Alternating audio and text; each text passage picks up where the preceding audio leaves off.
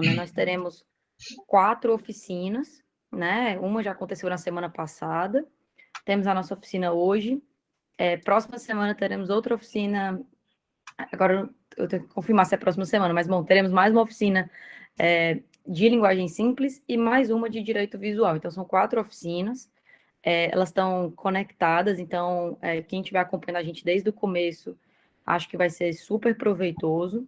Quem chegou agora no meio do caminho também vai aproveitar, não se preocupem. E acho que é isso, não sei, Paula, acho que você quer fazer uma saudação inicial, né? E fazer uma breve apresentação, não sei. Com certeza. É porque esse controle de entrada aí foi bem rígido mesmo, porque a diretora acabou de ser barrada. Eita! Pelo Breno. Mas eu acho que talvez o Breno recebeu uma listagem onde a Ilara ainda não estava inscrita, ela se inscreveu mais no final. Mas eu pedi para ela entrar novamente. Claro. E aí, porque o Breno acabou de dizer que eu cancelei aqui a entrada da Ilara. Eu disse, não, ela é a diretora, não pode. Então, bom dia a todos. Eu vou falando aqui um pouco enquanto ela entra aí, tá? Então, desejar um bom evento para todos. Estão nas melhores mãos possíveis aí a Mari, ela, como diz aqui, se garante, né, nessa área, professora. Vou já ler a bio dela. E queria só aproveitar, porque talvez algumas pessoas novas estão entrando na formação a partir de agora, e explicar rapidamente como é que ela é. Mari, você podia tirar aí a apresentação para eu colocar aqui, por favor? Claro, deixa eu tirar aqui. Ixi, agora eu vou ter que permitir aqui para eu poder liberar. Pronto. Ah, tá.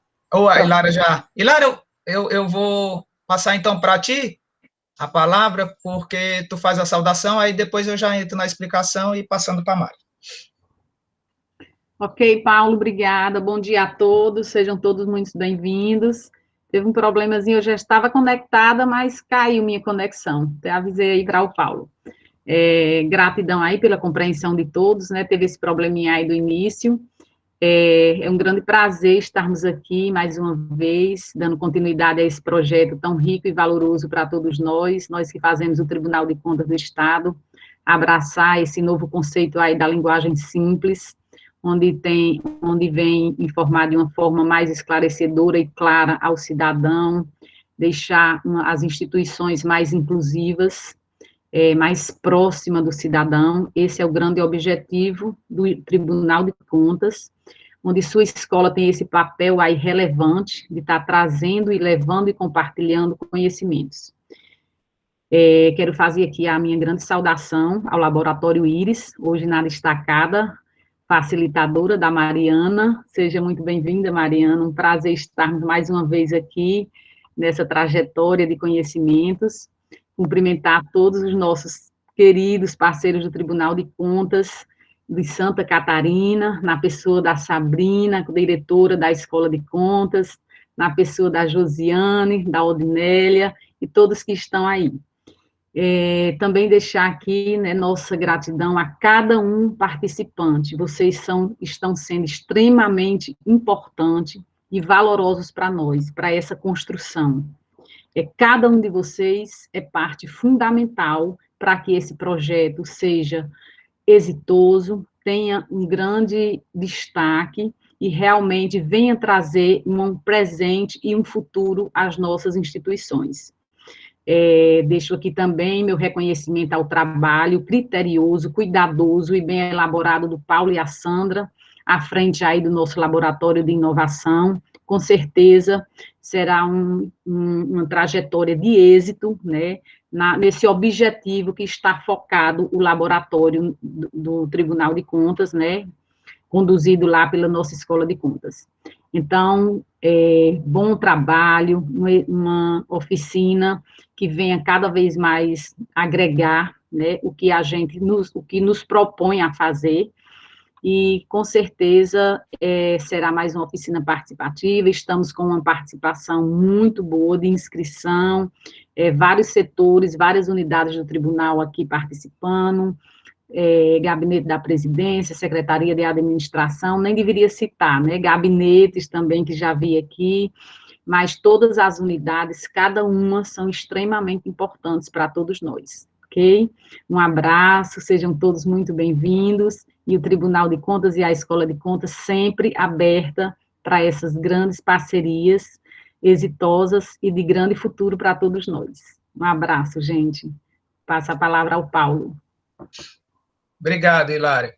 Então, vou tentar compartilhar aqui rapidamente para vocês.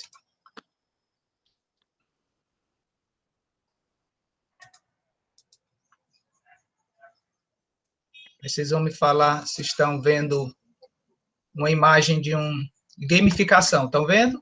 Está vendo, sim.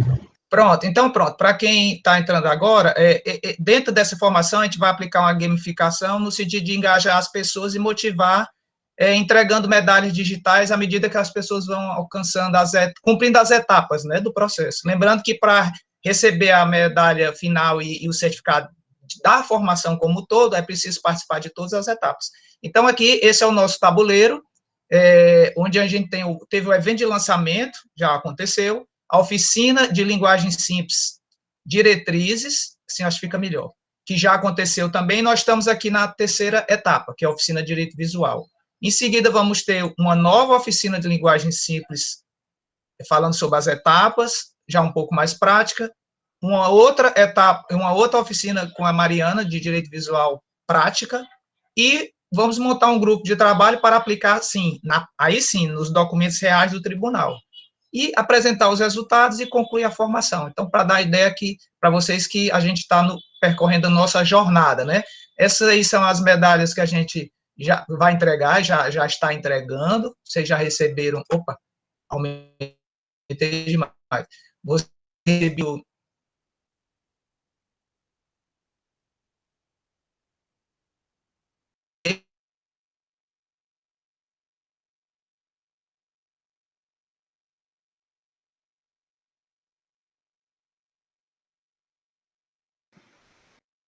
Acho que falhou um pouco, não sei se foi só para mim. Não, deu uma travada, sim. Né, 2 medalhas. Espera aí que se deu uma travadinha aqui na minha máquina.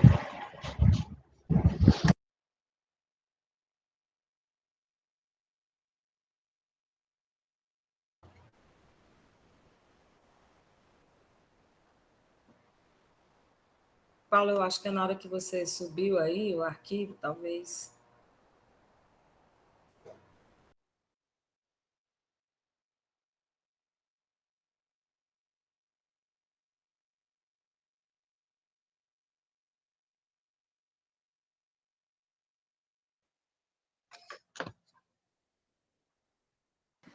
Acho que voltou agora, Paulo. Voltou. Só que eu não estou conseguindo voltar a... Parece que eu dei um zoom e eu não consigo retornar. Pronto, ok. Ele ainda está processando, gente. Desculpa aí, a minha máquina acho que deu um probleminha. Eu quero, então, já pelo menos avançar aqui para a nova tela. Pronto. Vocês estão vendo aí uma planilha, tipo uma tabela? Não, fechou o arquivo. Fechou? Apresentação? O compartilhamento está desativado, Paulo. Pronto, eu vou apresentar novamente, já a partir da frente, para a gente não perder tempo. Houve um problema na minha máquina aqui, ainda bem que recuperou. Está bem lenta, sabe? Se não voltar agora, eu já vou passando para a Mari.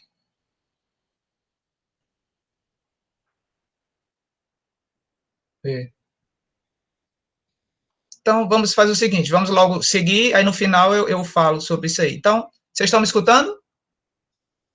Sim.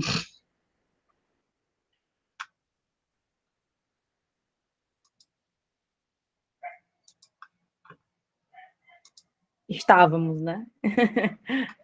Acho que agora não mais, Paulo. Mas está me escutando? Agora Tá sim. só a imagem que está travada.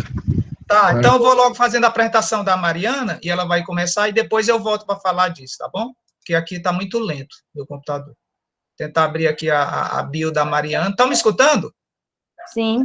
Pronto. A Mariana, então, vamos lá. Mariana Zonara, ela é gestora de inovação jurídica do IRIS, do Laboratório de Inovação em Dados do Governo do Estado do Ceará, é advogada sênior no Opsi Blum Advogados, São Paulo, tem certificado XIM em Privacy Data Protection Essentials, eu sei várias palavras em inglês, vamos preparando aí.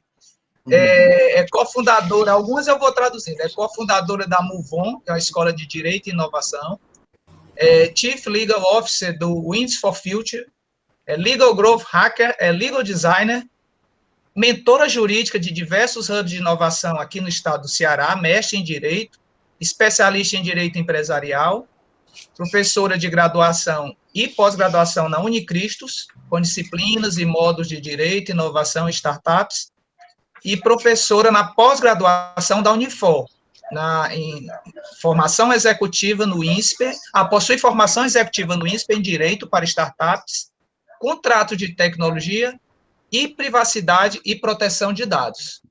Com vocês, Mariana Zonari. Obrigada, Paulo. Vou compartilhar aqui a minha tela, tá, pessoal? Vou pedir só que assim que eu consiga fazer isso, vocês me confirmem se tá apresentando direitinho. Tá, entrou já. Perfeito. Então, muito bom dia a todos, né? Como o Paulo falou, estou aqui hoje representando o IRIS. Eu sou gestora de inovação jurídica do laboratório, é o Laboratório de Inovação e Dados do Governo do Estado. Quem já participou das últimas oficinas e palestras sabe que a gente está tocando essa parceria super bacana entre o IRIS e o TCE e o LIC, né? E IPC. E a intenção hoje, bom, semana passada vocês falaram um pouquinho com a Isabel, falaram um pouco com ela sobre linguagem simples, e a ideia hoje é a gente falar um pouquinho sobre direito visual. A gente vai ter 2 oficinas de direito visual, então já fazendo aqui um aviso para vocês saberem o que esperar de cada uma delas. Hoje ela vai ser uma oficina um pouco mais teórica, até porque a gente precisa ter base, para que na próxima oficina a gente tenha uma oficina quase que exclusivamente mão na massa, tá, pessoal? Então, hoje a gente precisa construir alguns conceitos para que na próxima oficina a gente consiga trabalhar isso de uma forma mais efetiva, certo? Outra coisa, pessoal, por favor, sintam-se super à vontade. Como eu tô aqui vendo a minha própria apresentação, eu não consigo visualizar o chat. Então, se alguém quiser fazer um comentário, uma pergunta, alguma coisa, fiquem super à vontade para abrir o áudio e, enfim, compartilhar e falar, tá? Pode me interromper, porque eu não tenho como ver o chat. Vocês já sabem disso, então não vou, até para prestigiar quem já está participando das outras oficinas, não vou me estender sobre a missão do IRIS, mas acho que aqui, para quem está chegando hoje, é importante só saber que o IRIS é o Laboratório de Inovação e Dados do Governo do Estado, do Ceará, e que tem como uma grande missão disseminar a cultura de inovação para acelerar a transformação digital na gestão pública estadual, né? E aí, com essa grande missão de acelerar a transformação digital dentro do Estado, se percebeu que não tinha como deixar o jurídico de fora, né?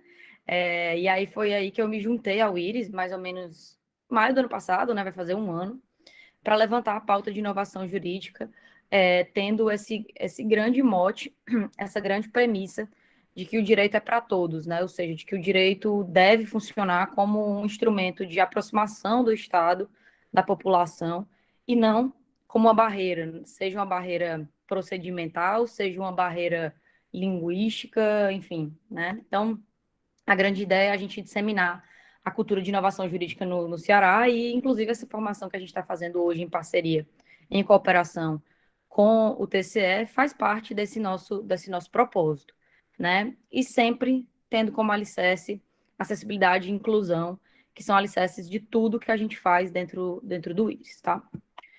Então, gente, feita essa pequena introdução, né? Vamos começar a nossa oficina, né? E aí a gente vai falar um pouquinho hoje sobre direito visual. Algumas boas práticas, tá, gente? Vamos manter, por favor, o microfone no mudo, a não ser que seja o momento de falar, né? De fazer alguma pergunta. Mantenham a câmera ligada, se for possível.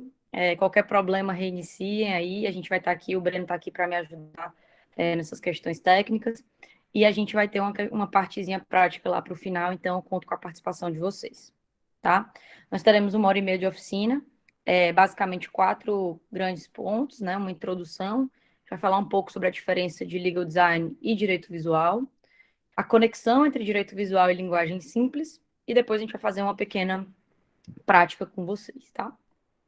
Então, começando aqui pela introdução, né? Falando um pouquinho sobre o direito nos tempos atuais, e aí, antes de falar de direito visual propriamente dito, eu queria ter um momento aqui com vocês de brainstorm ou em linguagem simples, toró de ideias, né? Talvez vocês já tenham visto esse quadro. Esse quadro, para mim, ele é, assim, é um quadro que mostra, que explica e mostra muita coisa, né? Isso aqui é quanto tempo demorou para uma determinada tecnologia atingir 50 milhões de usuários. Quando a gente fala do telefone, a gente está falando em 75 anos. O carro, 62. A internet, 4. O Twitter, 2. E aquele joguinho do Angry Birds, né, que ninguém aqui vai admitir que jogava, mas todo mundo vai dizer que conhece, porque os filhos ou sobrinhos jogam, demorou 35 dias para atingir 50 milhões de usuários. E por que eu estou falando disso? Né? Porque a gente está diante de uma economia digital, de tecnologias cada vez mais exponenciais. E quando a gente tem tecnologias cada vez mais exponenciais, nós temos problemas exponenciais. E aí surge um questionamento, se o direito está preparado para isso, né? A grande verdade é que as coisas mudam cada vez mais rápido e o direito tradicionalmente não se move nessa mesma velocidade, né? E aí fica aqui um questionamento, né, para a gente, porque a gente tem, e aí a gente aprendeu isso em teoria geral do direito, a gente aprendeu isso no começo da faculdade, que o direito ele é um reflexo da realidade, né, um reflexo do que está efetivamente acontecendo com a sociedade, né? As legislações acompanham o que acontece com as pessoas. O que acontece? A gente não consegue acompanhar a exponencialidade das mudanças que estão acontecendo hoje. Então, assim, quando a gente consegue ter uma nova legislação para acompanhar um problema, esse problema nem existe mais, a gente já está diante de outro problema, né? Então, essa ideia de que a gente, por muito tempo, observou o passado para viver o presente, né? E o meu brainstorm aqui com vocês, né, o meu toró de ideias com vocês, é que talvez tenha chegado o momento da gente pensar lá na frente para viver agora, né?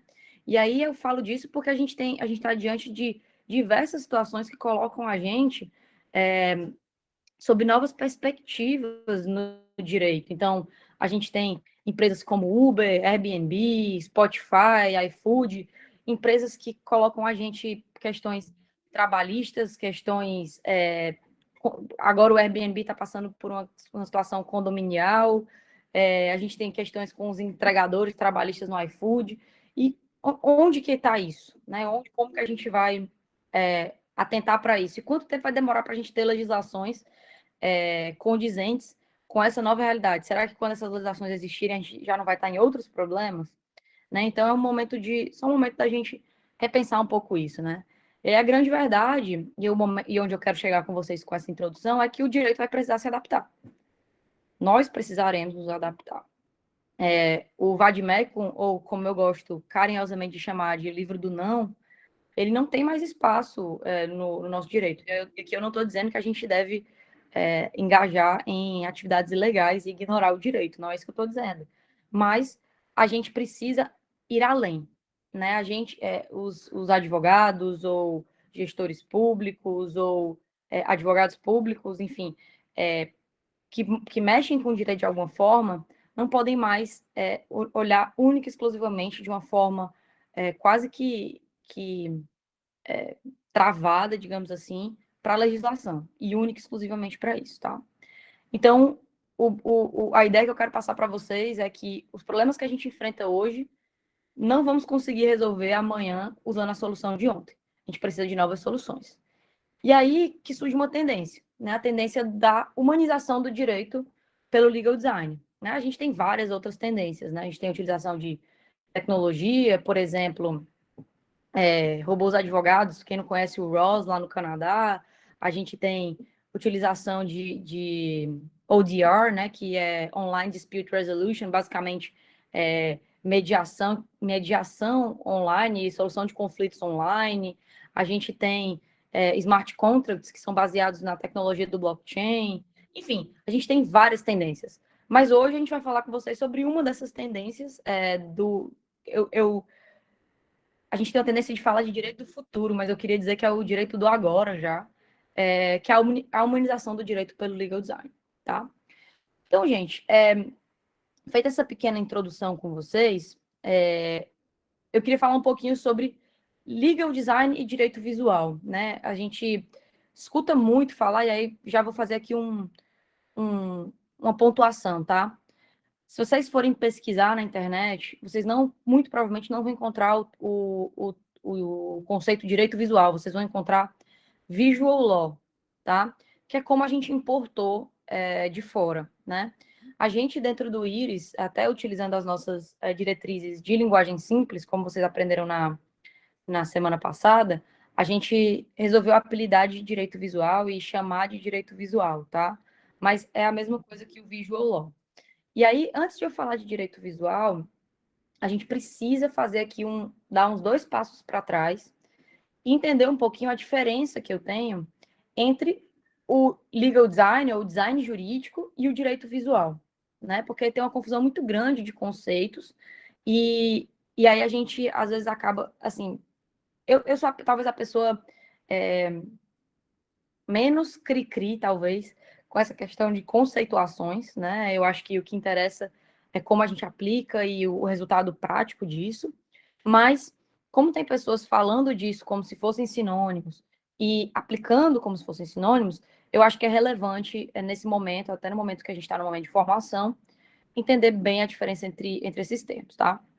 Então, tudo começou, gente, com uma pesquisadora chamada Margaret Hagan, que basicamente startou essa ideia de legal design, né? Basicamente, design jurídico ou design aplicado ao direito, tá? A gente vai ver, inclusive, vou mostrar alguns cases para vocês, que a gente já tem, a gente já teve algumas aplicações antes disso, mas ela foi a primeira pessoa que sistematizou isso, ou tornou isso, digamos assim, um objeto de pesquisa, né? E aí a Margaret Hagan, que é, inclusive, a coordenadora do laboratório de legal design que tem em Stanford, na Califórnia, se vocês quiserem pesquisar, inclusive, é o Legal Design Lab, tem material muito bacana na internet sobre esse laboratório. Ela publicou um livro, o nome desse livro chama Law by Design, e, inclusive, essa imagem aqui foi retirada do próprio livro dela, tá? Esse livro, ele tá online, disponível, ele só tá em inglês, tá? Mas ele está online, disponível de forma gratuita. Se vocês botarem no Google Law by Design, Margaret Hagan, vocês vão achar esse livro muito fácil, né? E o que a Margaret fala sobre o que é o design aplicado no direito, né? Basicamente, ela defende que é aplicar o design centrado no ser humano ao mundo do direito, tornando sistemas e serviços jurídicos mais centrados no ser humano, mais utilizáveis e mais satisfatórios, né? Então, basicamente, o profissional que tem essa mentalidade de legal designer, ou que entende como aplicar o design dentro do direito, ele é uma pessoa que começa a análise com o usuário final. E por que ele começa a análise com o usuário final? Porque o design tem o processo de empatia como core, né, das suas diretrizes. Então, o processo de empatia, de você se colocar no lugar da pessoa que vai receber aquela informação, ou aquele produto, ou aquele serviço, ele é um processo que faz parte do design. E quando a gente faz isso dentro do direito, a gente segue essa mesma lógica. Então, a gente analisa o usuário final, faz um processo de empatia e trabalha de trás para frente. O que eu chamo de trabalhar de trás para frente?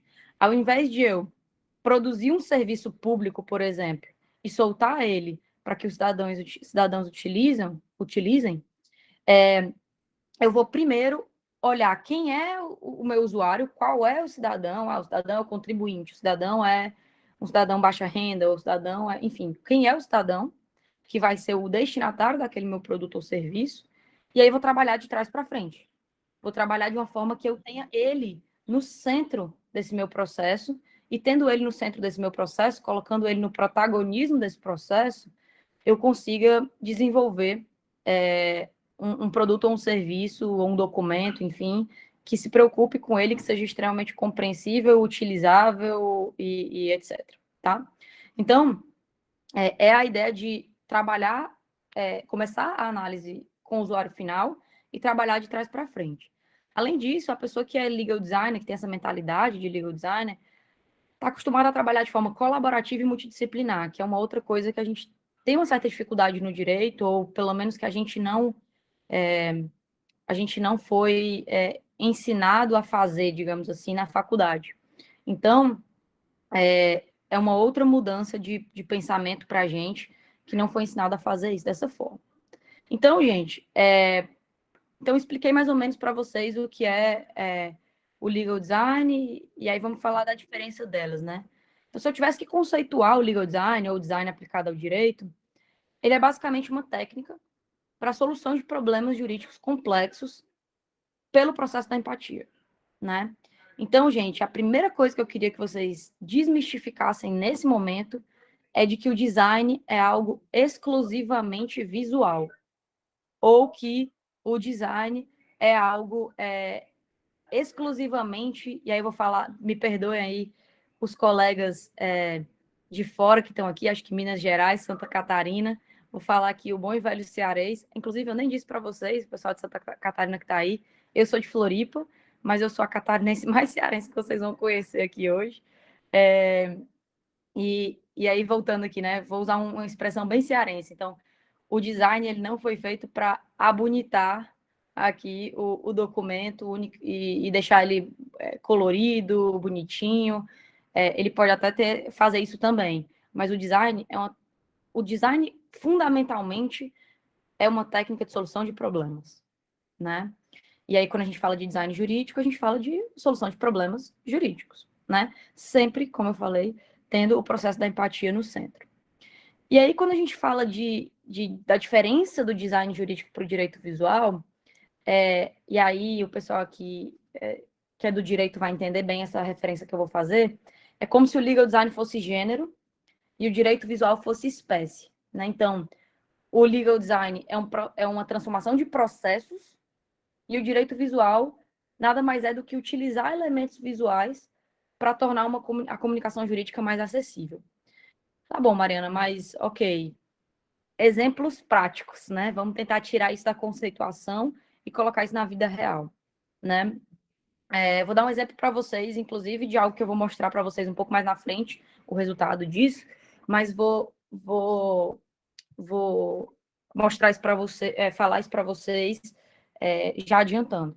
A gente tem uma parceria com a PGE do Ceará, e nessa parceria a gente identificou, por exemplo, que dentro do site do Portal do Contribuinte tem uma aba que chama Legislações. E aí, quando você clica nessa aba Legislações, tem lá legislações em tempo de pandemia, né, que são as legislações que saíram específicas, né, para o nosso momento atual, e legislações tributárias em geral. E a gente notou que as pessoas, primeiro, não acessavam aquela aba. Quem acessava aquela aba não conseguia entender absolutamente nada, até porque a grande maioria das nossas legislações, ou decretos, etc., eles vêm assim, né? Decreto XYZ, que modifica o decreto A, o decreto B, o decreto C, o decreto Z, o decreto Y, e aí ele vem e traz só os trechos que transformam os outros decretos. Gente, quem não entende a lógica do direito, jamais vai saber que tem que buscar os outros decretos para entender o contexto que foi alterado. É uma loucura aquilo ali, né? Eu confesso que eu não sou da área tributária. Para a gente fazer esse trabalho, eu tive, inclusive, que acessar alguns amigos meus da área tributária para me ajudar com algumas questões da legislação para a gente poder fazer o trabalho.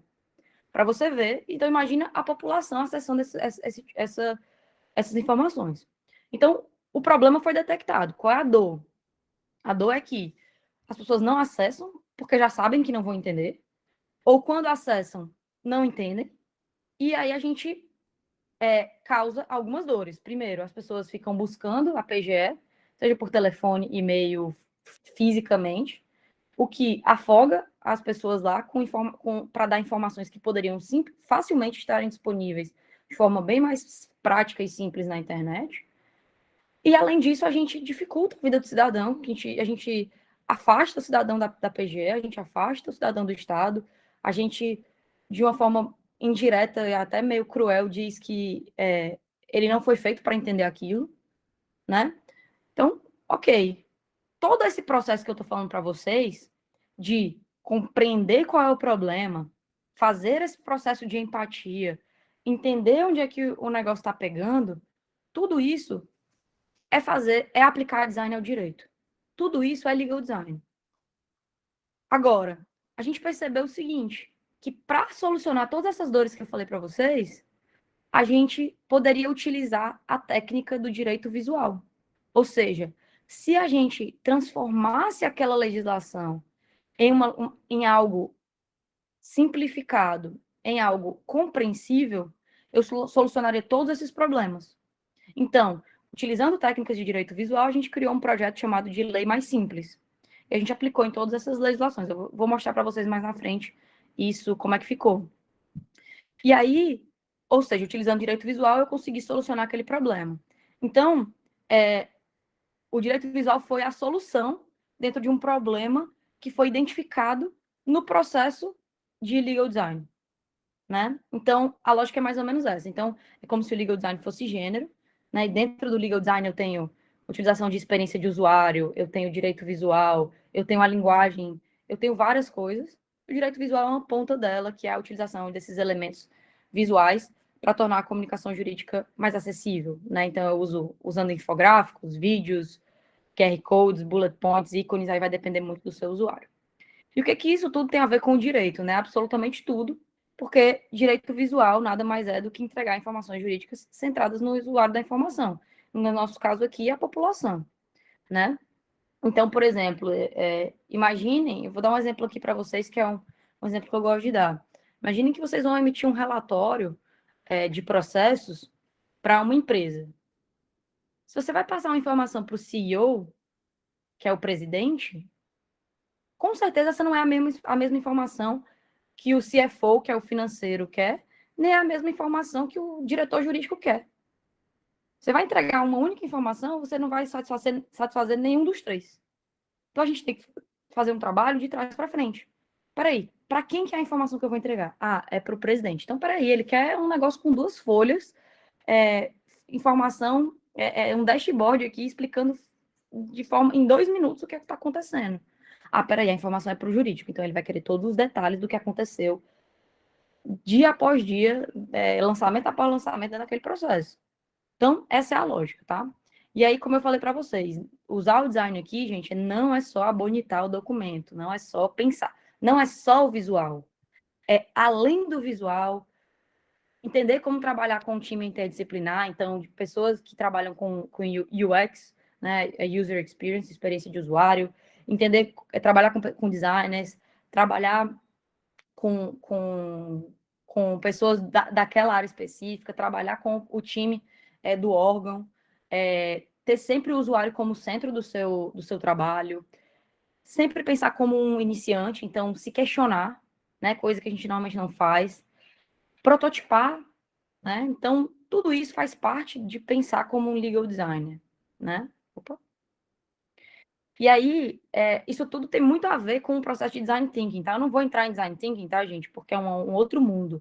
Mas eu quero só ressaltar 2 coisas para vocês. O processo de design thinking, ele começa com o processo de empatia, que é colocar o usuário, no caso a população aqui, no centro desse meu processo. E ele termina com o processo de testar. E são 2 coisas que a gente não faz ou não é acostumado a fazer dentro do direito. A gente nem é acostumado a ter empatia, a gente faz documentos jurídicos de advogados para advogados, né? E isso é algo que a gente precisa quebrar esse ciclo e começar a entender quem efetivamente vai ser o usuário daquela informação e entregar para aquela pessoa. E testar. A gente sempre acha que o que a gente fez está perfeito, que todo mundo vai entender. Por que não testar? Então, por exemplo, o projeto Leis Mais Simples, antes de ser soltado na internet, ele já está na internet, mas antes de a gente soltar na internet, a gente testou. Eu mostrei aqui, assim, coisa simples, eu mostrei para o meu pai. Pai, o que você achou disso aqui? Que é uma pessoa que não tem formação jurídica. Você entendeu essa legislação? Por que a gente não faz isso antes, né? E aí, gente, aqui eu queria mostrar para vocês um case que chama de Vendor Power, né? Esse case aqui, ele é um case, talvez o primeiro case, né, que a gente tem conhecimento da utilização do direito visual no mundo, tá? Isso aí foi uma legislação feita para vendedores ambulantes, né, nos Estados Unidos, em Nova York, e eles soltaram essa legislação e perceberam que os vendedores ambulantes não cumpriam com a legislação. E aí, eles fizeram um processo para entender por que eles não estão cumprindo com a legislação se eles sabem que vão tomar multa. E eles começaram a tentar entender por que as pessoas não cumpriam. E aí eles perceberam que as pessoas não cumpriam porque elas não entendiam a lei. Primeiro que ela estava não acessível, segundo que ela estava em inglês e a grande maioria dos vendedores ambulantes em Nova York não é americano, ou não entende o inglês perfeitamente. O que eles fizeram? Eles literalmente desenharam a lei. O que vocês podem aqui são alguns trechos, tá, gente? Se vocês botarem Vendor Power no Google, vocês vão encontrar esse documento geral. Mas eles basicamente desenharam a lei, vocês podem ver aí pelas imagens, e além de desenhar a lei, fizeram esse Vendor Power em 5 línguas, em espanhol, em mandarim, em inglês. E eles tiveram um resultado maravilhoso de adesão da legislação, porque eles resolveram a dor, tá? Então, gente, não é sobre... E aí uma coisa que a gente escuta muito, né? Ah, Mariana, mas isso aqui é uma legislação, tá, gente? Mas fazer isso aqui com uma legislação é infantilizar o direito. Nossa, olha o que eu tô fazendo. Eu tô pegando uma lei e tô botando um monte de desenhinho. Gente, primeira coisa, né? Primeiro questionamento que a gente tem que fazer é: onde é que tem dizendo que a gente não pode desenhar uma lei? Por isso que eu disse que ter o pensamento de um designer é se questionar, tá? E aí eu fiz esse questionamento muito, inclusive na esfera contratual, quando a gente usa direito visual nos contratos. Onde é que diz que eu não posso fazer uma cláusula com um desenho? Se eu posso fazer um contrato de forma verbal, se eu posso fazer um contrato de forma tácita, se eu posso fazer um contrato num guardanapo, por que eu não posso fazer desenhando? Mariana? Oi. Na verdade, eu coloquei no chat. Isso aí é o texto entre aspas, né? Legal. É a lei ou é uma cartilha que fizeram para explicar a lei que está lá no Diário Oficial, digamos? É a lei. É porque ele tem... Aqui eu estou mostrando os trechos que eles desenharam, mas tem duas páginas que são em formato mais textual, que mostram mais o miolo, digamos assim, da lei. Ok. Eles botam a lei e depois desenham, entendeu? Então, não tem canto nenhum dizendo que a gente não pode fazer isso. E a gente deve fazer isso. Se o objetivo da lei o objetivo do legislador é fazer uma lei que seja cumprida. Se assim é a maneira mais fácil da gente cumprir a lei, por que não fazer isso? Né? E aqui vou mostrar um case para vocês, e aí, até para vocês conseguirem diferenciar de forma mais prática, tá? Eu agora vou mostrar um case para vocês de legal design e depois cases de direito visual, né? Para ficar mais claro para vocês como é diferente isso, tá? E como são aproximados, mas são conceitos diferentes. Então, esse case eu adoro, tá? Ele é um case do âmbito privado, eu sei, mas eu acabei de falar de um do âmbito público para vocês, que foi da PGE, mas a gente tem muito a aprender com ele, tá? Então, para quem não conhece, o Mercado Livre é uma grande plataforma de marketplace, né? Quem quiser vender alguma coisa, você se inscreve lá. Quem quiser comprar alguma coisa, você se inscreve lá. E a grande mote dele é conectar quem quer vender com quem quer comprar, né? Como todo marketplace. E aí, quando tem problemas, né? Por exemplo, eu comprei um celular e chegou um tijolo na minha casa. Ou então eu comprei da cor azul e chegou verde, etc. Eles têm, o Mercado Livre tem, no próprio site do Mercado Livre, uma plataforma de ODR, né, de mediação online. E as pessoas simplesmente não acessavam essa mediação online, o que não fazia muito sentido. Até porque, eu não sei se alguém já usou essa plataforma, mas assim, quando dá algum problema que o vendedor não resolve, às vezes o próprio Mercado Livre devolve o dinheiro. Então é super simples. Então por que as pessoas não usavam essa plataforma e simplesmente judicializavam aquela questão? Entravam na justiça, no juizado especial, normalmente. eles não conseguiram entender por quê. E eles fizeram todo um entendimento, né, uma pesquisa, todo um processo de legal design, se colocar, fazer um processo de empatia, entender por que as pessoas não usavam, mesmo sendo um produto bom deles, que era essa mediação, e eles entenderam que o grande problema era que o regramento estava todo em juridiquês, não era acessível. E aí, o que eles fizeram? Contrataram uma blogueira, botaram essa blogueira para fazer um videozinho engraçadinho, tipo, recebi aqui uma pedra no lugar do sapato que eu comprei e tal, o que eu faço e tal. Um videozinho de 2 minutos. Soltaram esse vídeo em tudo que é lugar, publicidade, internet, etc. E o que aconteceu? Alguns meses depois, eles tiveram um índice de desjudicialização de quase 99%. Então, assim, aqui, eu não tive direito visual. Não teve direito visual. Aqui foi simplesmente alterar a linguagem. Aqui foi simplesmente entender qual era o problema e atacar essa dor, né? E aí aqui alguns cases de direito visual. E aí eu vou mostrar vários cases para vocês do poder público, né? Porque a gente tem, assim, até poucos meses atrás, eu falo sobre direito visual já tem alguns anos. E até talvez começo do ano, eu tinha 1 ou 2 exemplos de uso de direito visual no poder público para dar quando eu falava em oficina. E eu estou muito feliz, porque hoje eu tenho vários, né? Então eu não preciso mais usar os exemplos do âmbito privado. Isso é a maior prova de que isso está sendo disseminado. Então, esse aqui é um dos cases, né? Talvez seja o mais famoso, vocês devem conhecer. O juiz Dr. Marco Bruno, lá na Justiça Federal do Rio Grande do Norte, fez esse mandato de citação e penhora utilizando direito visual. Você pode até alegar que isso não está, que assim, poxa, em termos de design, talvez não tá a coisa mais bonita do mundo, claramente foi feito no Word, né, e etc. Mas, de novo, o objetivo não é esse. O objetivo é, com esse documento, eu conseguir entregar a informação para o meu usuário, que é a pessoa que vai receber esse mandado, de uma forma que ela compreenda a informação que está aqui e consiga fazer o que ela precisa fazer com essa informação, conseguir. Então, esse documento é perfeito, tá? E aí aqui a gente tem alguns outros cases, né? A gente teve um mandato de citação, esse mandato de citação da Justiça Federal do Rio Grande do Norte, a gente teve um guia informativo da primeira vara da comarca de Presidente Dutra no TJMA, a gente teve outro guia informativo TJPE, na segunda vara criminal de Petrolina. Nós tivemos um case, esse aqui tá lindo, além de tudo ele tá lindo. É essa ação civil pública do MP do Rio de Janeiro, tá? Vale a pena procurar essa ação civil pública para olhar, tá? Além de estar um documento muito bacana em termos de direito visual, técnicas de direito visual, tá muito lindo. Memoriais, então, Procuradoria Regional Federal da Terceira Região fazendo memoriais utilizando técnicas de direito visual, Procuradoria Regional Federal da Quinta Região fazendo memoriais utilizando técnicas de direito visual. E aqui a gente tem um case do Íris, né, que foi um termo de cooperação técnica que a gente assinou mês passado com a PGE de São Paulo, né?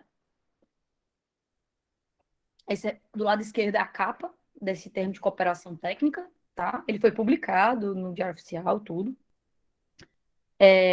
Esse aqui do lado direito é a nossa que a gente isso aqui é chamado de one page, tá, gente? Ele é basicamente um quadro resumo do documento, né? Então a gente fez ele de uma forma para que a pessoa olhou o termo de cooperação técnica. Poxa, eu não quero ler o documento inteiro. Quero saber aqui sobre o que é que trata esse termo de cooperação técnica. Nessa única página ele já sabe minimamente do que está tratando, quem são as partes, qual o grande objetivo, quais são os temas da cooperação e o prazo. A gente tem as informações mais relevantes em uma única página. Aqui é muito bacana, né? A gente que é do direito é acostumado e eu tenho que confessar que eu adoro. Então eu tenho que me policiar, inclusive.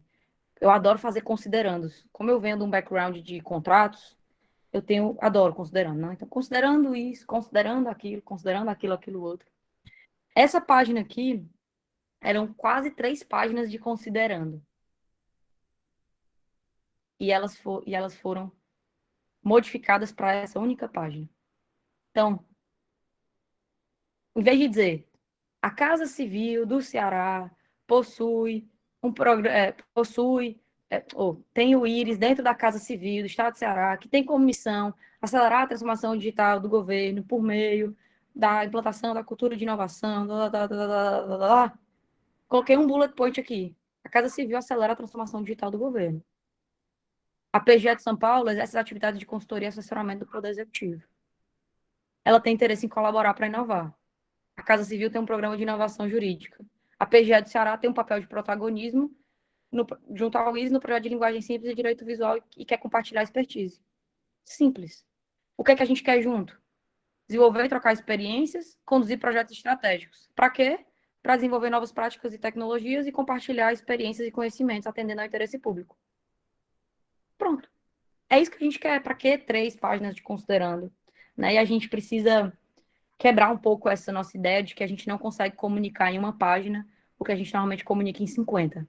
Tá? E aí, eu tive a minha vida toda, meu orientador de pesquisa foi o Martoni Montealverne, vocês devem conhecer bem, e eu nunca esqueci, tem vários ensinamentos dele que eu nunca esqueci, mas um deles foi esse, de que poder de síntese é maturidade intelectual, né? E isso se aplica demais aqui, né? E a gente não precisa... e eu escutei isso da boca de um juiz, tá? Eu escutei isso da boca de um juiz 2 semanas atrás, na realidade, de um juiz, foi. Escutei da boca de um juiz, achava que ele era desembargador já, mas não. Que ele falou assim, gente, você está fazendo a contestação. Para que você precisa passar 4, 5 páginas repetindo, resumindo a inicial da parte autora? Eu já li aquilo. Aquilo não precisa. Para que você precisa citar 50 mil precedentes, que são precedentes que já estão batidos? Eu já conheço esses precedentes. Você só cita precedentes se for alguma coisa nova, né? Então, enfim, isso já está começando a se enraizar, né? Aqui é um exemplo. Eu vou pular esse aqui e já volto para ele, tá? Aqui eu quero mostrar primeiro esse aqui. Esse aqui é um print do portal do contribuinte. Como é que ele ficou, então? A gente tem aqui decreto XYZ, né? Dispõe sobre parcelamento eletrônico. Aí a gente tem o texto integral da lei, caso você queira ter acesso ipsis literis, né? Ao que está lá no texto da lei. E a gente tem o lei mais simples. Então, olha como é que ficou. Aqui à esquerda era como era o decreto. Aqui à direita é como ficou depois que a gente fez o lei mais simples. Aqui eu tenho um outro para mostrar para vocês. Esse aqui, para mim, ele foi um dos piores para eu fazer. Porque olha só, olhando pelo lado esquerdo aqui.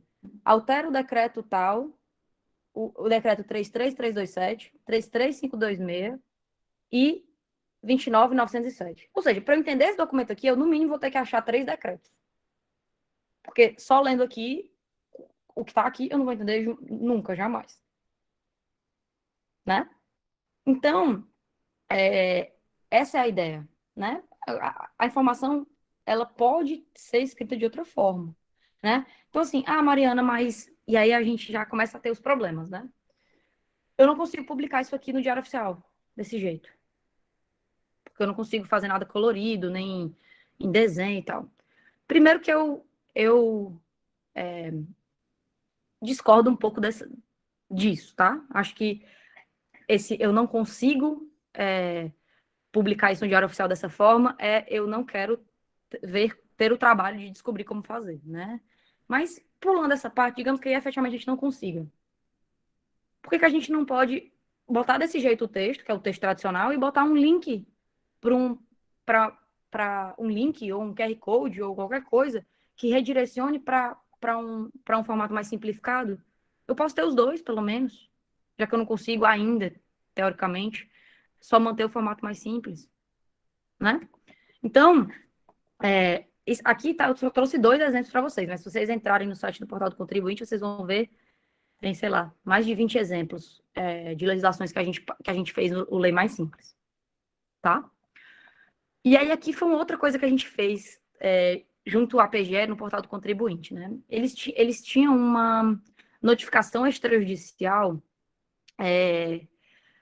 quando a gente tinha um contribuinte em dívida ativa, né? E essa notificação extrajudicial, primeiro que ela era totalmente juridiquês, né? Você abria E aí tinha assim, notificação extrajudicial, pronto.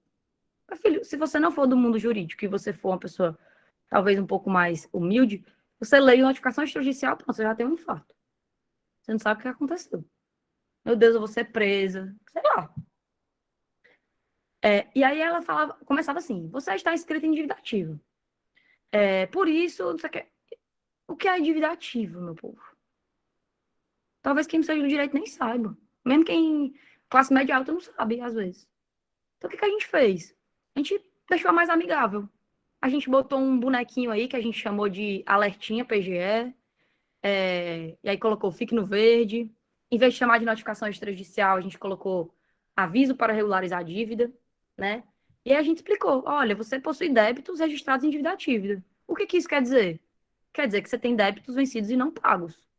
Por que eu estou recebendo esse aviso? É simples. Apenas estamos avisando você que você tem 5 dias para regularizar. Senão, nós vamos cobrar isso na justiça. E que débitos são esses? Bom, para consultar essa dívida, você pode acessar o portal do contribuinte, está aqui o site. O que acontece se eu não me regularizar? Bom, se você não se regularizar, a sua dívida pode aumentar o valor e o seu nome vai ser inscrito no cadastro de devedores. Simples. Informação simples. Isso aqui, qualquer pessoa que entenda português consegue entender. Né? A gente acabou de soltar, tá?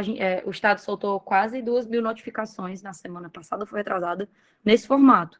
E aí agora a gente vai começar a medir o nível de arrecadação que a gente tinha com a notificação anterior para com a notificação nova. Né? A gente não tem os resultados ainda, porque isso aqui é extremamente novo.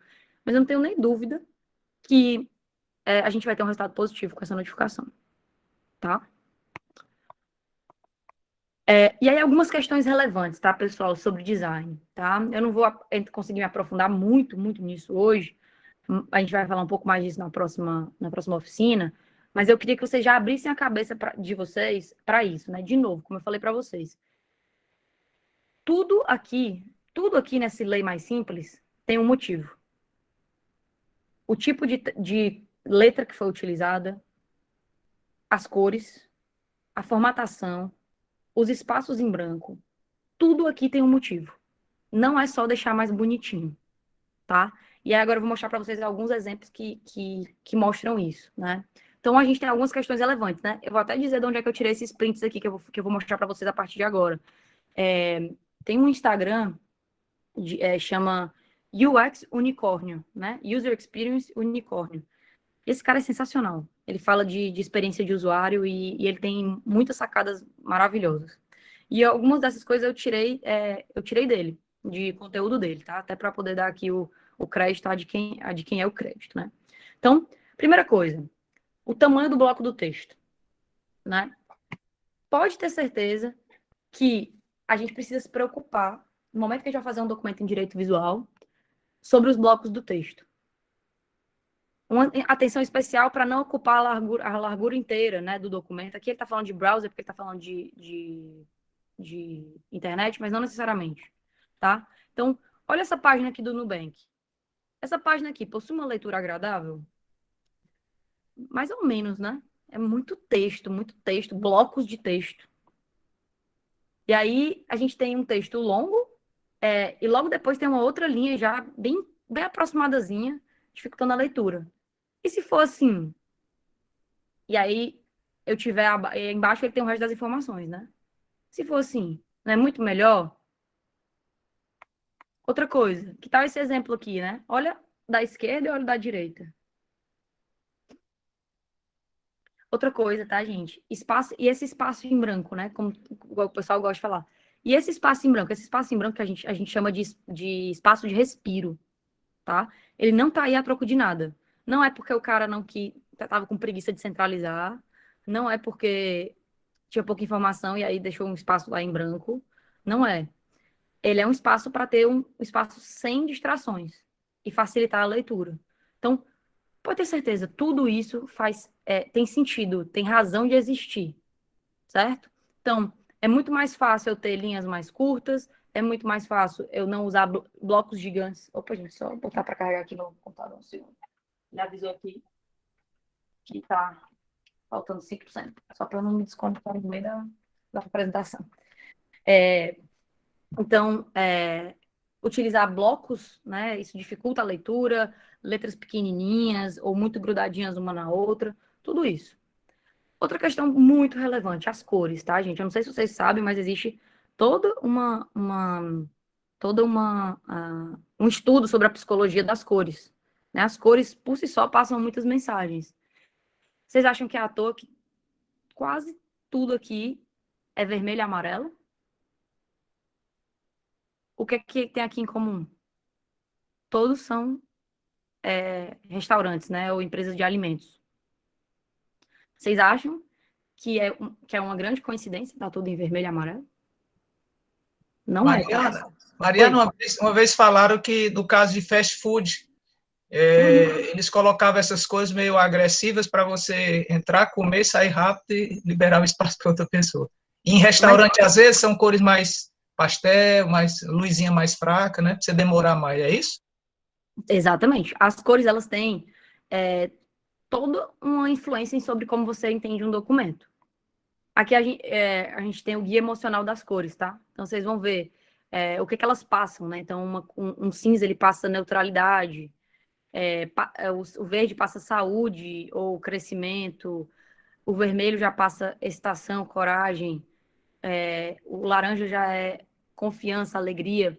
E aí vocês conseguem ver aqui as marcas em cada uma dessas cores e como isso faz sentido, né? Pode ter certeza que cada cor, em cada logo que vocês virem, a não ser que sejam logos de empresas menores, talvez não feitas, né, por designers tão profissionais, mas ela tem sentido. Tem sentido de existir, tenho certeza disso. Né? Aqui eu não vou conseguir me aprofundar sobre o estudo das cores, a gente teria que ter uma, uma oficina só para isso, mas só para vocês entenderem como o posicionamento faz diferença, as cores fazem diferença. Uma outra coisa que faz diferença, o alinhamento. Pode parecer que é besta isso, né? Mas é sempre bom justificar o alinhamento? Não necessariamente, porque às vezes quando você justifica, você mantém blocões de texto. E aí eu tenho às vezes alinhamento à esquerda, normalmente é a melhor situação, porque fica mais fácil de ler, porque a grande maioria das pessoas leem da esquerda para a direita. Então você coloca o conteúdo mais importante na parte superior à esquerda, o conteúdo menos importante na parte inferior à direita, né? Um alinhamento centralizado, ele é bom quando eu quero dar atenção a uma única coisa, como um grande botão, né? Então, vocês estão vendo aqui, a primeira coisa que vocês viram foi olha para mim, depois que vocês foram olhar para conheça produtos e preços, né? Um alinhamento à direita, normalmente, ele não deve ser utilizado, ou ele é para informações menos relevantes. Então, gente, que eu quis mostrar para vocês, mostrando tudo isso, né? Eu queria mostrar para vocês que não é não é só deixar coloridinho, qualquer cor interessa, ou qualquer posicionamento interessa. Tudo isso tem razão de ser, né? E aí vocês tiveram... Por que a gente está fazendo oficinas intercaladas de linguagem simples e direito visual? Porque existe uma conexão indissociável entre esses dois mundos. Na realidade, é impossível pensar em direito visual sem pensar em linguagem simples. Por quê? Será que faz sentido a gente pensar em todos esses recursos visuais, infográficos, alinhamento, cores, espaços de respiro, tipo de letra, se eu tiver um texto difícil cheio de juridiquês? Imagina que o meu texto é esse aqui. Considerando se isso aqui é um texto que eu tirei, tá? Eu nem coloquei aqui a referência para, enfim, depois, né? Não é de nenhum dos órgãos de vocês, né? Mas eu nem coloquei aqui, mas é de uma decisão de 2020, gente. Considerando-se a superveniência de novo título de prisão editado em desfavor do paciente, não se pode excogitar a existência de mácula a tisnar de ilegalidade a predita custódia instantânea. Se eu pegar um texto desse e encher de elementos visuais, eu vou estar resolvendo o problema do meu usuário? Não. Vai continuar sem entender absolutamente nada. A gente que é do direito não entende às vezes isso aqui. Tipo assim, terminou de ler, sim, eu tô preso ou tô solto? Doutor, diga aí, pelo amor de Deus. Né? Mesma coisa aqui. Litisconsórcio passivo multitudinário. E aí, eu ganhei ou perdi, doutor? Me explica aí, porque não estou conseguindo, não. Né? Então, pessoal, a ideia é de que eu coloquei esses slides aqui só para vocês entenderem, né, reforçar ainda mais por que a gente está fazendo essas oficinas intercaladas, né? Tem uma razão de ser. E é exatamente porque vocês precisam, a gente precisa pensar na linguagem para poder pensar nos elementos visuais. Não dá para pensar só nos elementos visuais de forma exclusiva, tá? E aí, tá bom, Mariana, muito massa o que você está dizendo, mas cadê as evidências disso aí, né? Eu vou mostrar para vocês duas pesquisas que a gente tem em direito visual, tá? Vocês estão vendo a minha tela, não estão? Sim. Tá. Então, a gente tem essa Sim. pesquisa aqui da BITS, sobre comportamento de usuário diante de documentos jurídicos. Ela é muito bacana. Olha isso aqui, 96% das pessoas consideram que os documentos jurídicos podem ser melhores. 90% das pessoas consideram que a linguagem jurídica deveria ser mais simples. E aí, o que eles fizeram, né? Eles entrevistaram 463 pessoas em 20 estados. Tiveram um grupo de controle, grupo de advogados e grupo de leigos. E aí, olha os resultados, né? Imagina o seguinte, qual botão desses aqui te deixa mais confortável? Esse aqui. Por quê? Ele é maior. Em qual cláusula aqui, o item 2, qual dessas cláusulas aqui a leitura é mais fluida? Essa ou essa? O texto aqui tá igual, tá, gente? É o mesmo texto. Por quê? Porque a 2. Porque o bloco fica parecendo menor. Aqui, entre a 1 e a 2, apenas 8% preferiram a 2. Por quê? Porque a 1 é mais simples. Aqui, a mesma coisa, entre essa da esquerda, que é só texto, e essa aqui que tem ícones reforçando o texto. 92% preferiram essa segunda opção. Então, qual é a... Ah, essa aqui é muito bacana também, gente. 70%... Olha só, a gente tem aqui um A, que é um tradicional. O B, que é recurso de design, mas cores extremamente vibrantes. E aqui, usando cores de design, mas um design mais limpo e mais menos gritante. 70% optaram pela terceira opção. Colocar cores vibrantes, como amarelo e vermelho, em documentos jurídicos, pode não ser agradável para o usuário ler, tá? E aí eles chegaram a fazer o seguinte, colocaram mapas de calor nos documentos e perceberam o seguinte, que as pessoas, elas tendem a olhar para o centro do documento e não para as pontas, tá? Então, o que isso nos leva a crer? Que as informações mais relevantes precisam estar aqui, certo? Então, isso aqui tudo que eu estou mostrando para vocês é só para provar que isso que eu estou dizendo para vocês faz sentido, tá? Então, aqui, ó, qual desses botões é mais você se sente mais confortável em concordar? A grande maioria botou nesse aqui. Por quê? Porque a gente já está acostumado a ter o verde como ok. O vermelho tipo erro para a gente. Certo? Então, a ideia é essa, tá? E aí uma outra pesquisa, e esse aqui é uma pesquisa com advogados e pessoas em geral, tá?